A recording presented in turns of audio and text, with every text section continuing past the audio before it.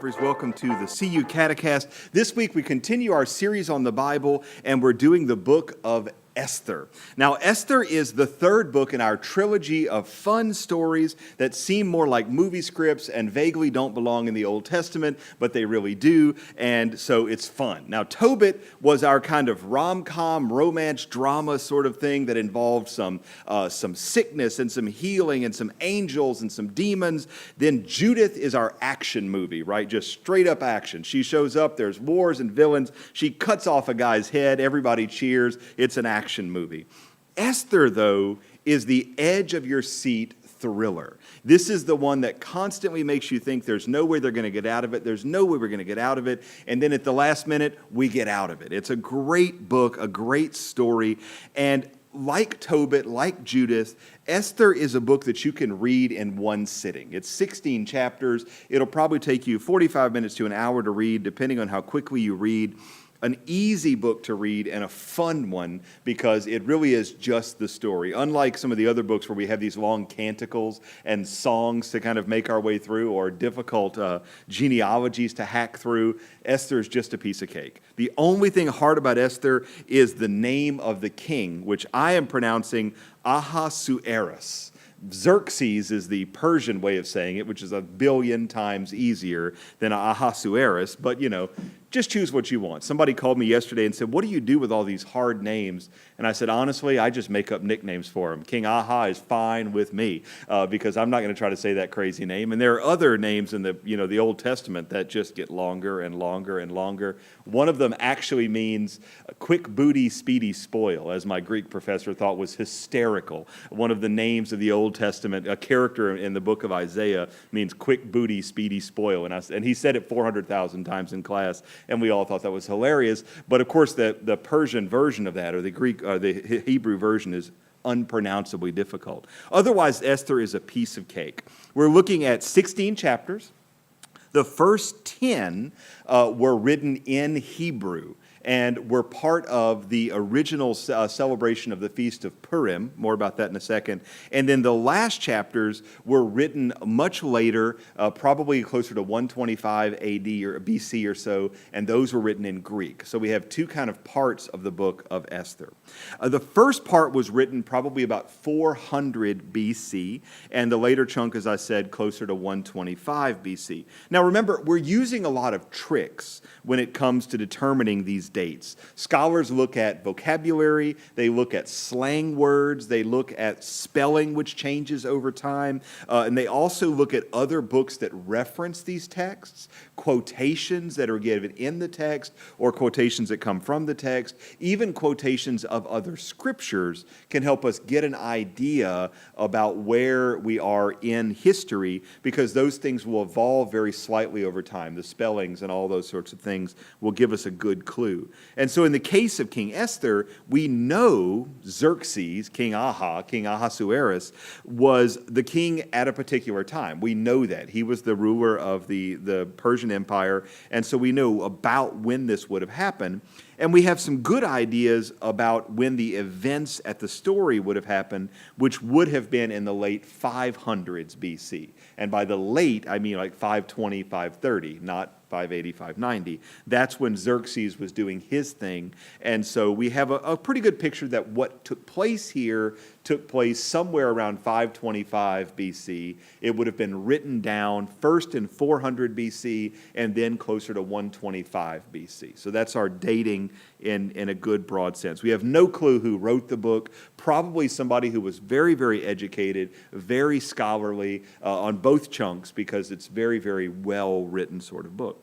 Now, theme-wise, just like Tobit and Judith, Esther is all about divine providence. It's all about how if we are faithful to God, God will in turn be faithful to us. Esther is very specific about how she is obedient not just to the law broadly speaking, but to the kosher food laws and to the rules that Jews have to follow in terms of the daily prayers and in the terms of what she can and cannot do, in terms of washing and things like that. All of those rules were very specific about the fact she is a rule follower. She is not a rule breaker, and it's because of that that the entire Jewish race is saved. which is the same basic image we get from Judith and the same basic theme that comes out of Tobit, honestly. The other fun thing about Judith, or about Esther rather, is that this story is written down in large part because it's part of the official worship of the Jewish faith. And that brings us to the Feast of Purim. The Feast of Purim is a big annual feast in Judaism. It is sometimes called the Feast of Lots. And think of dice, the Feast of Dice or dreidels, like lots and that sort. And so this is a time when the Jews get together. They read basically the book of Esther in a chanted sort of way in the synagogue. It's celebrated typically early to mid-March. Typically speaking, several weeks, even months before the Passover, typically about a lunar month before, but there is some ways that can mess around with it. So it would be while we're doing Lent, the Jews would be doing Purim. While we're doing Easter, the Jews typically are doing Passover.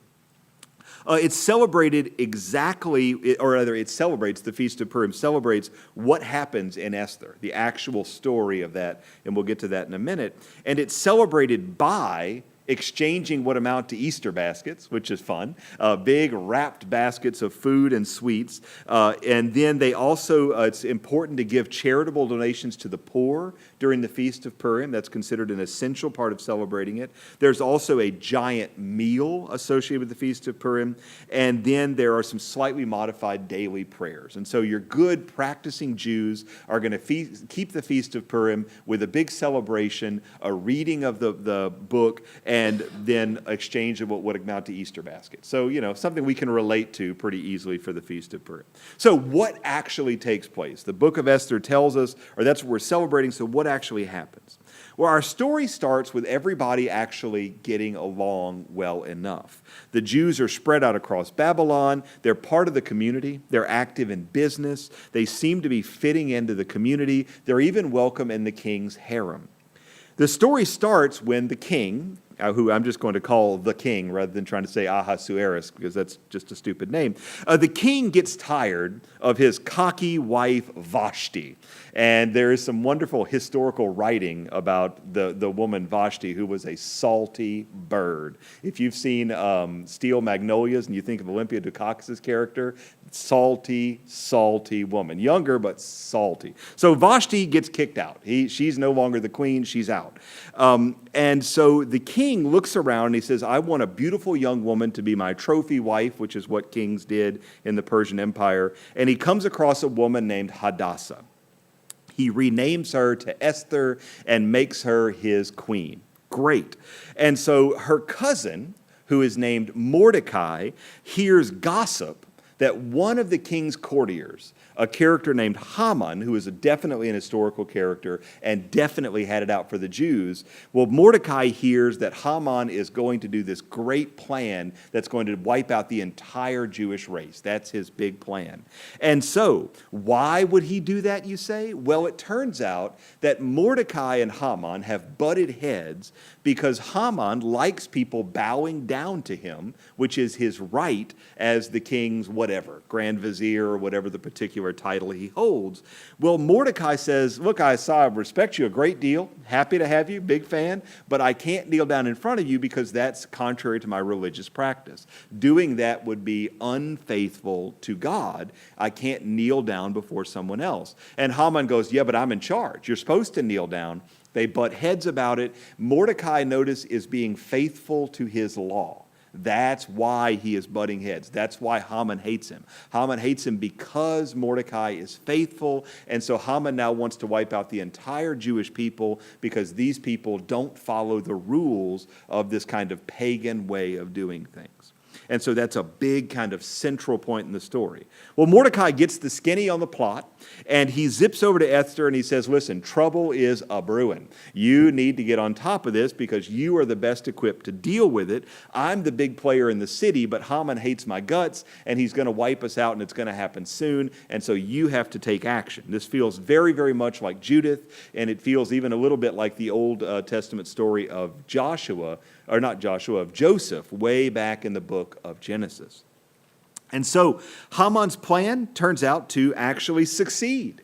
Haman comes and he gets the king to sign the document, and the execution order is up and a date is set. And so Mordecai comes up and he says, listen, I'm your cousin. I'm ordering you to do this. And so the problem that Queen Esther finds herself in is that there is a rule in the king's court. She's a trophy wife. She is not the queen of the universe. She's a trophy wife. Her job is to look pretty and come when she's called. And there is a rule in the Babylonian Empire that nobody is allowed to invite himself or herself into the king's presence. You don't go knock on his door and say, hey, can I get an appointment? You don't just stroll in and go, hi, how you doing? What's happening, dear?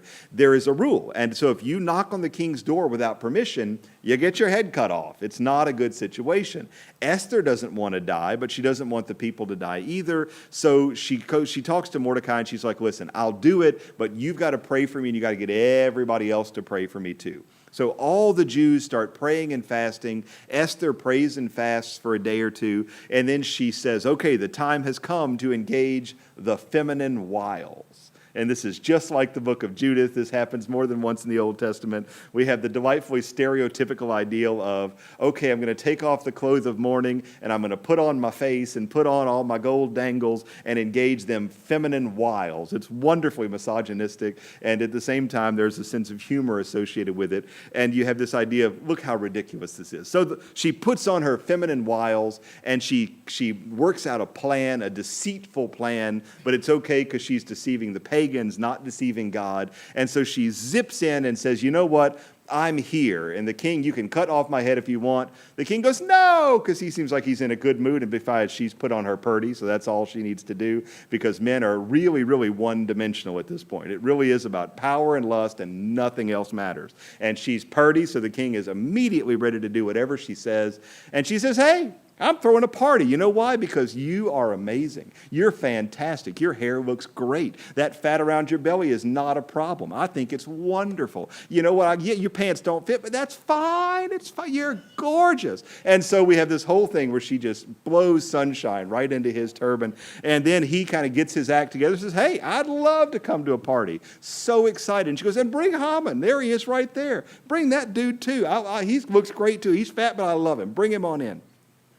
So she throws the party, and she puts out the booze, and she's got all the dancing, and she's got all the fun stuff, and the king gets tanked, and Haman gets tanked, and then the time has come for her Judith moment, and we have this incredibly climactic and dramatic moment where she says, you know, honey, you know, there's somebody out there trying to destroy me, trying to destroy my cousin, trying to destroy my whole people. Can you believe it? How terrible. And she works him up and works him up and works him up. And he gets right to that edge of complete insanity. And she goes, you know who it is? It's that guy. And she points at him. And all of a sudden, all hell breaks loose. And Haman freaks out. And so Haman jumps up. He doesn't know what to do. And the story actually tells us he falls at the feet of Esther to beg her forgiveness. But the king looks upon this as some kind of vague sexual gesture and says, how inappropriate. You're trying to take advantage of the queen because you're touching her feet, I guess.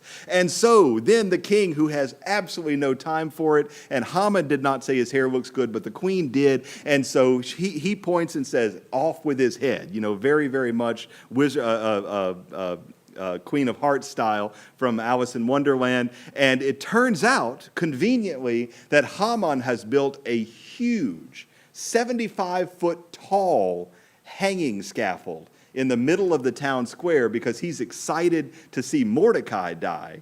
But now he's going to be hung by his own petard, or hoisted by his own petard, literally, where he is going to be taken out to the thing that he built to kill kill Mordecai. Haman is going to be hanged on it, and all of a sudden the mega happy ending. We all dance and sing and wonderful, and then we have the Disney closing song, and everything is wonderful. It's really kind of played up for exaggeration, But that's the way the story reads. And I know most of us have heard or read the story before. It really does read as this kind of comically caricatured sort of thing where she comes in with her feminine wiles and the guys are all one-dimensional and the king has absolutely no sense of wisdom. He has absolutely no sense of self-control. He is entirely at the whim of his own debasest instincts, and all she has to do is play him like a fiddle, and that's how it plays out.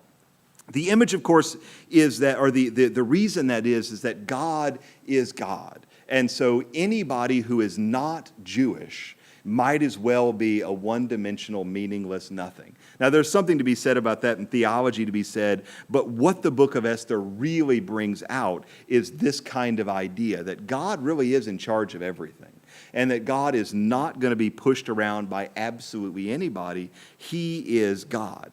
And now we're not 100% sure of some of the more comical and fantastical story beats here. We do know that there was a Queen Esther. We do know that King Xerxes was the king. We know he had a courtier named Haman. We know Haman wanted to kill all the Jews. We know that suddenly and inexplicably the Jews were saved. Haman was killed, and that Mordecai or some Jewish person kind of stepped in and became his grand vizier and was given authority to kill the enemies of the Jews. So this really did have a 180. But we don't know about the story beats. There are not details about what Esther said and the dramatic pointing. Haman did it, all those kinds of things.